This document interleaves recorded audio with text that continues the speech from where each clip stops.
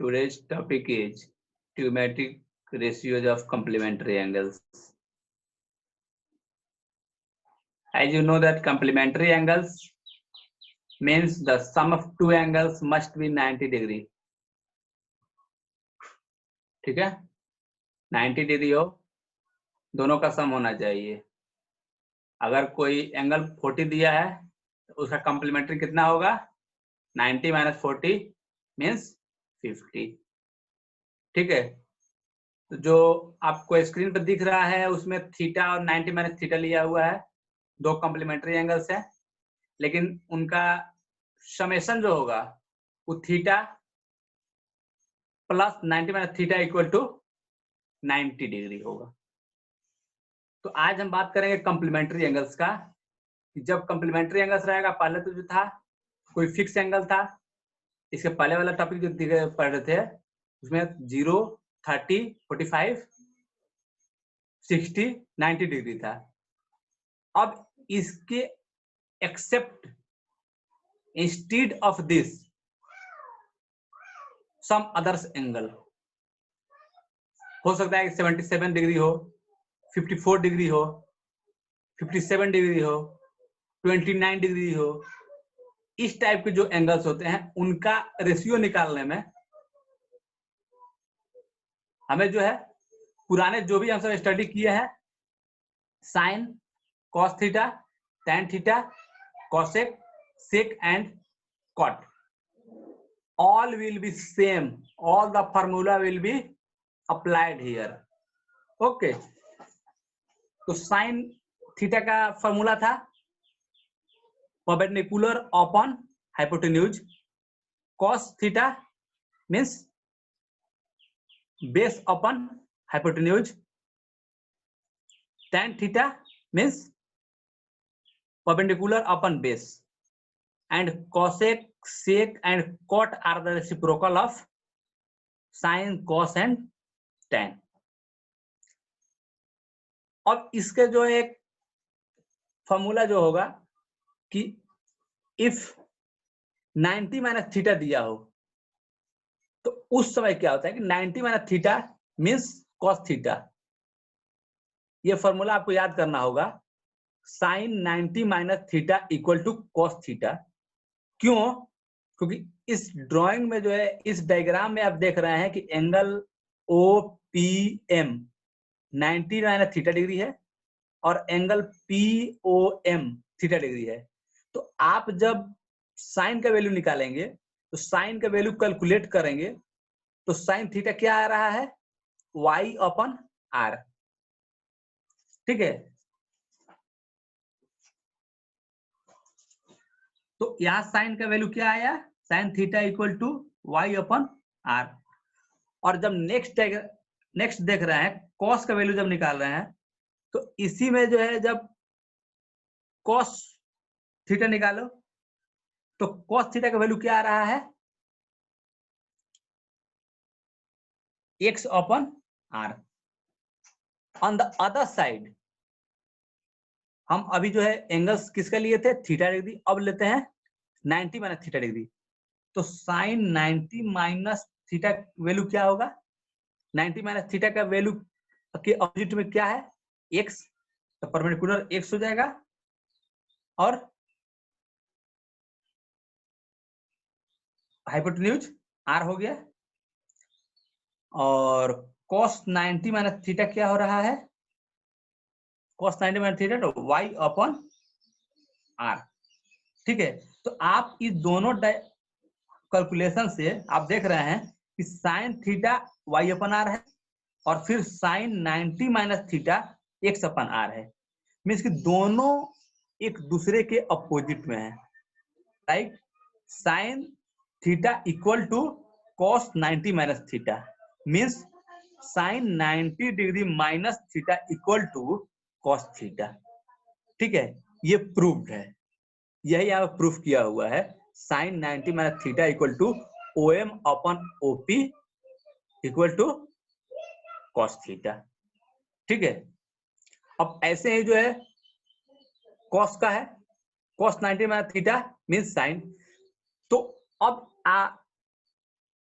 ये फिक्स है। By the formula, by the calculation, sine 90 minus theta equal to cos theta and again cos 90 minus theta equal to sine theta. तो sine का cos, cos 90 minus theta का sine theta, tan का cot, tan 90 minus theta equal to cot theta. बस केवल angles का differ हो रहा है और tan का कॉट हो रहा है, कोसेक का सेक होगा, sec 90 minus theta equal to cosec theta. ठीक है, तो ऐसे ही आप जब फॉर्मूला रिमेंबर करेंगे तो sine 90 minus theta equal to cos theta, cos 90 minus theta equal to sine theta, एक दूसरे का जो है अपोजिट है। Again tan 90 minus theta equal to cot theta और cosec 90 minus theta equal to sec theta, sec 90 minus theta equal to cosec theta. ठीक है, तो ये तीन फॉर्मूला है, साइन साइन 90 माइनस थीटा, फिर tan 90 minus theta, cosec 90 minus theta, सबको आप याद कर लो। नेक्स्ट हम क्वेश्चन देखते हैं।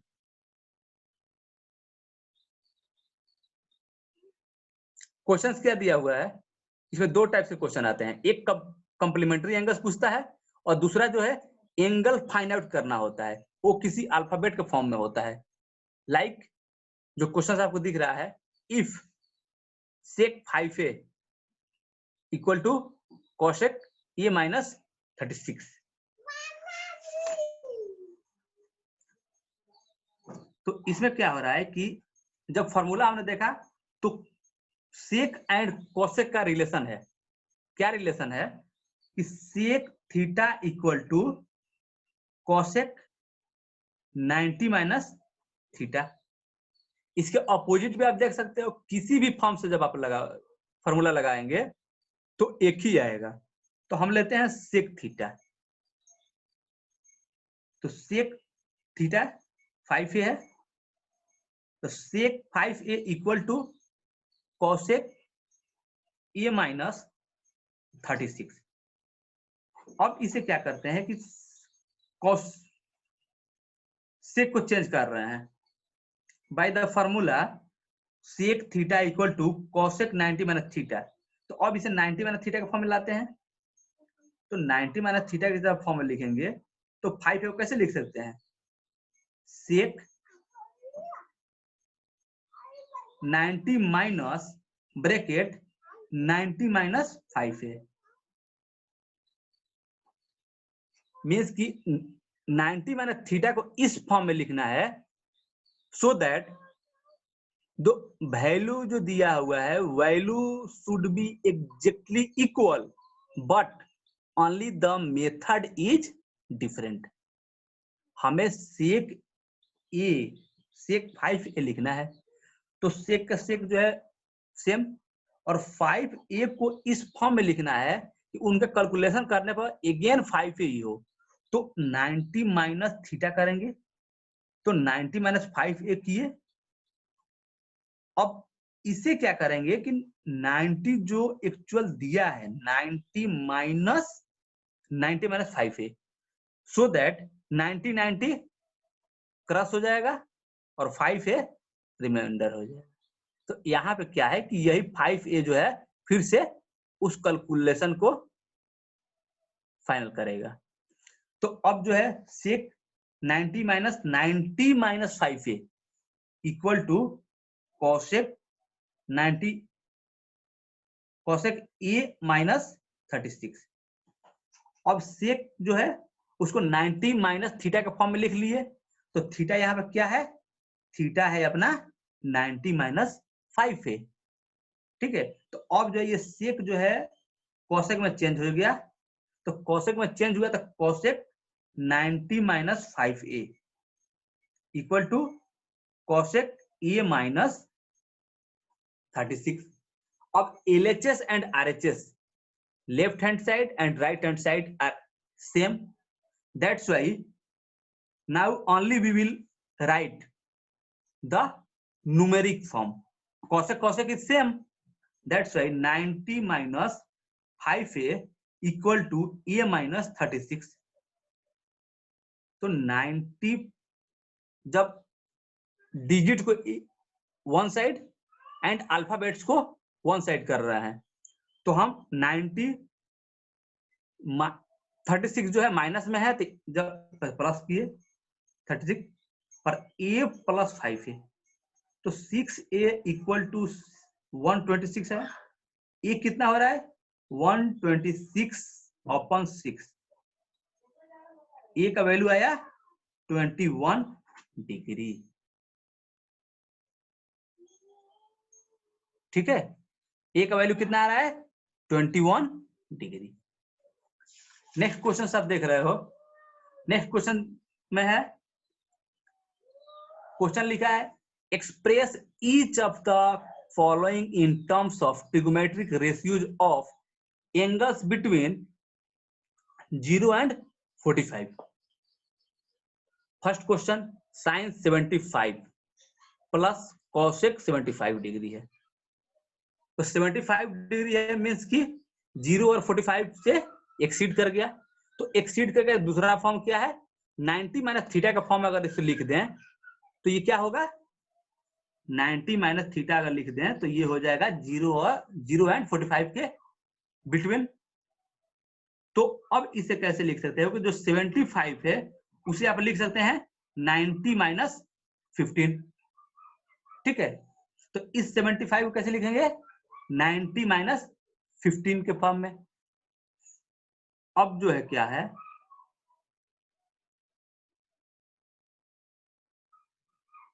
कि कोसेक साइन 75 को हमने लिखा साइन 90 माइनस 15 प्लस कोसेक भी 75 डिग्री है, तो इसे भी लिखेंगे 90 माइनस 15 साइन 90 माइनस 15 मीन्स कि 15 क्या है थीटा। तो साइन 90 माइनस थीटा इक्वल क्या होता है फॉर्मूला पर देख लेते हैं, वो होगा साइन 90 माइनस थीटा होता है कॉस थीटा। ठीक है, तो अब साइन 90 माइनस थीटा को लिख सकते हैं, थीटा क्या है 15 cos 15 degree plus cosec 90 minus theta क्या होता है सेक थीटा। तो अब कॉसेक 90 माइनस थीटा क्या लिखेंगे सेक 15। तो अब आप इसी कैलकुलेशन को sin 75 degree plus cosec 75 degree को in the other form we can write it as cos 15 degree plus sec 15 degree. ठीक है, ऐसे ही नेक्स्ट क्वेश्चन है tan 45 degree plus cot 49 degree. तो tan 65 है तो 90 माइनस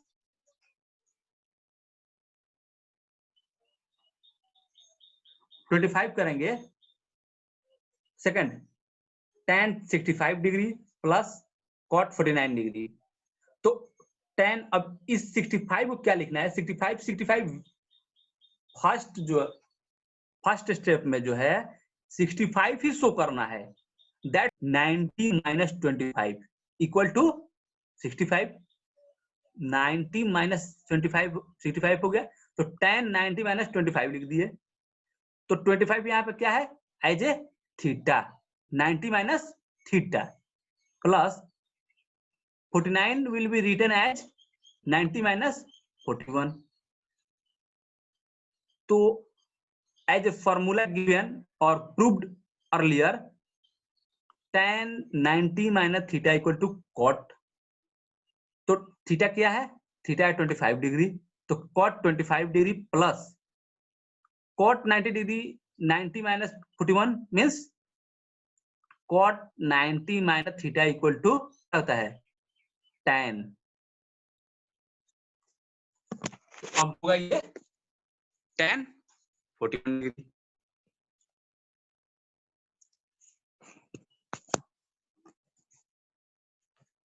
ठीक है, मीन्स की बात कर रहे हैं हाइट एंड डिस्टेंस। इसमें 3 टर्म है। 3 टर्म क्या है? Line of site, horizontal and angle of elevation. ठीक है, by the diagram you can see here. Line of site होता क्या है? लाइन ऑफ साइट को फर्स्टली डिफाइन करेंगे। मान के चलो कि आप खड़े हैं, ठीक है, आपकी आंखों के सामने जो लाइन क्रिएट होगा, मीन्स कि आपके आंख से स्ट्रेट हॉरिजॉन्टली, उसे क्या बोलेंगे? Horizontal line. और जब आप कोई भी मटेरियल हो एबव योर हेड, आपके सिर से ऊपर कोई भी मटेरियल हो, उसे आप देखने की कोशिश कर रहे हैं, उस समय आपके आंख और उस ऑब्जेक्ट के बीच, between your eye and the object, the line passing, that is called line of sight. Sight means देखना। जिस भी ऑब्जेक्ट को आप एम कर रहे हैं, उसे देखने में जो लाइन क्रिएट होगा between your eye and the object, that line is called line of site. और एंगल ऑफ एलिवेशन क्या होता है कि horizontal line and line of site के between, the angle formed between the line of sight and horizontal line is called angle of elevation। ठीक है, कोई दिक्कत? तो यहां जो है इस डायग्राम में OX जो है, OX जो है वो क्या है? हॉरिजॉन्टल लाइन है। और OP क्या है? लाइन ऑफ साइट है। और इन दोनों लाइंस के बीच जो एंगल फॉर्मेशन हो रहा है, एंगल POX, उस एंगल को बोलेंगे एंगल ऑफ एलिवेशन। ठीक है, अब इसमें एक होता है angle of elevation, horizontal line, line of site, and एक होता है angle of depression. Angle of elevation एक होता है और एक होता है एंगल ऑफ डिप्रेशन। तो एलिवेशन किसको बोलते हैं? कि जब आप कोई भी ऑब्जेक्ट आप हॉरिजॉन्टल से ऊपर देख रहे हो, मीन्स कि if you are targeting any object above the horizontal line by your eye, that is called angle of elevation। और जब हम नीचे देखते हैं, जो हमारा हॉरिजॉन्टल लाइन क्रिएट हो रहा है, उस हॉरिजॉन्टल लाइन से जब नीचे की तरफ देखते हैं, उस टाइम जो एंगल क्रिएट होता है हॉरिजॉन्टल और लाइन ऑफ साइट के बीच, उसे बोलते हैं एंगल ऑफ डिप्रेशन। ठीक है, तो क्या देखना है? Angle of elevation and angle of depression. Angle of elevation क्या होता है? आपके आंख से from your eye a line,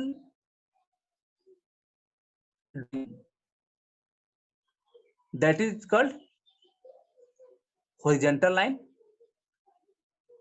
and above your eye to the object, means कि उस ऑब्जेक्ट तक जो है, जो लाइन क्रिएट हुआ, उसे बोलेंगे लाइन ऑफ साइट। और लाइन ऑफ साइट और हॉरिजॉन्टल लाइन के बीच में जो एंगल क्रिएट हो रहा है, उसे बोलेंगे एंगल ऑफ एलिवेशन। दूसरा कंडीशन क्या बता रहा है? कि जब ऑब्जेक्ट अगर आपके हॉरिजॉन्टल लाइन से, हॉरिजॉन्टल लाइन क्या है? मींस कि आप अपने आंख के परपेंडिकुलर देख रहे हैं, तो उस समय जो है हॉरिजॉन्टल लाइन होता है।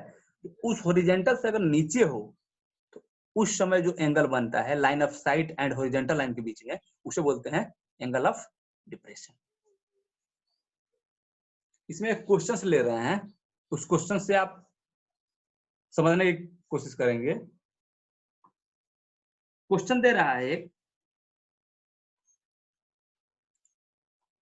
हाँ, क्वेश्चन में क्या बता रहा है कि vertical pole stands on the level ground.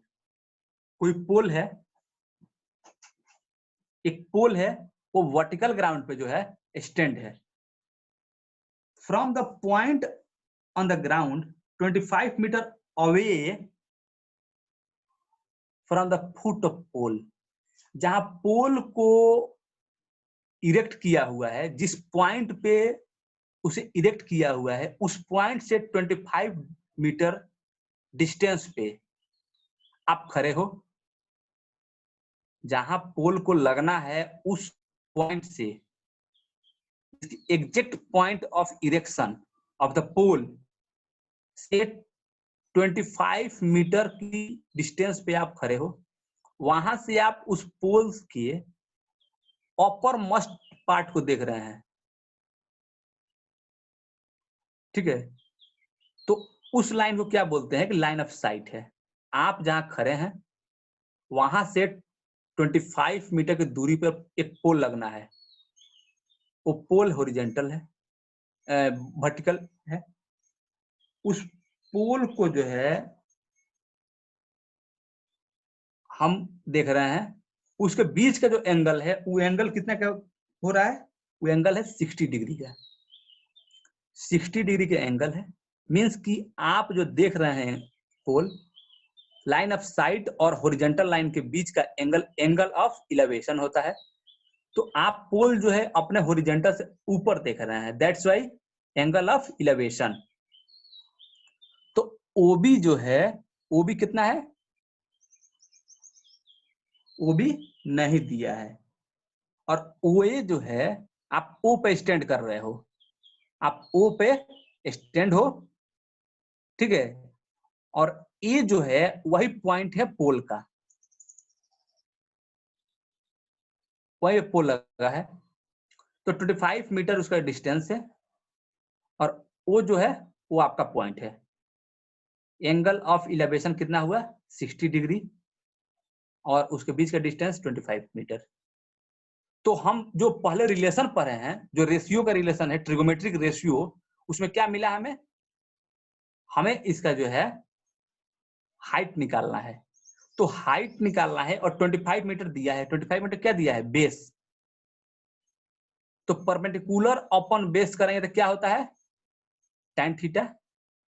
तो tan थीटा, थीटा क्या है 60 डिग्री, थीटा दिया हुआ है। तो h upon 25 equal to tan 60। तो tan 60 का वैल्यू कितना है, √3। तो h upon 25 equal to √3। h equal to 25 into √3 means 43.3। तो हाइट इससे क्या निकला, we calculated the height of the pole h equal to 43.3 metre, ठीक है। नेक्स्ट क्वेश्चन क्या बता रहा है, कोई काइट का क्वेश्चन है, ठीक है। तो कभी भी काइट जब फ्लाई करता है तो स्लैंट हाइट पे करता है, परपेंडिकुलर कभी नहीं करता है, ठीक है। आप जहां खड़े हो, आप कोई भी पतंग उड़ा रहे हो, तो आप और पतंग के बीच जो लाइन बन रहा है वो लाइन ऑफ साइट है, जो 165 मीटर दिया हुआ है, ठीक है। और आप जहां खड़े हो वहां से ए बी जो है, ए बी उसका हाइट हुआ। तो हाइट कभी भी परपेंडिकुलर डिस्टेंस ही होता है हाइट, स्लैंट हाइट जो है कभी हाइट नहीं होता है। तो यहाँ क्या है कि परपेंडिकुलर डिस्टेंस जो है वो ले रहा है ए बी, उसको समझ क्या है, वो है हाइट, और ओ बी जो है वो है बेस। कितने का एंगल बन रहा है? Angle of elevation. आप जो उस काइट को देख रहे हैं, उस पतंग को देखने में आप जो एंगल क्रिएट होगा हॉरिजेंटल और लाइन ऑफ साइट से, वो 30 डिग्री का है। तो यहाँ हमें कैलकुलेट क्या करना है? Find the height of the kite from the ground. ठीक है, तो हाइट कैलकुलेट करना है, हाइट नहीं, हाइट कैलकुलेट करना है और हाइपोटेन्यूज गिवन है। तो height upon hypotenuse that is perpendicular upon hypotenuse. A B is perpendicular. क्यों? 30 डिग्री के अपोजिट में ए बी ही है। तो किसी भी एंगल के अपोजिट में जो साइड होता है वही उसका परपेंडिकुलर होता है। तो perpendicular upon hypotenuse equal to क्या होता है? Sine theta. थीटा क्या है यहाँ पे? 30 डिग्री। तो sine 30 equal to H upon 165 degree, 165 metre sorry. और साइन 30 का वैल्यू कितना होता है? 1/2। तो 1/2 equal to H upon 165 metre. H calculate कितना हुआ? 82.5 मीटर। तो हाइट क्या हुआ? Height of the kite from the ground is equal to 82.5 metre. ठीक है, ये है। कोई दिक्कत? Hello hello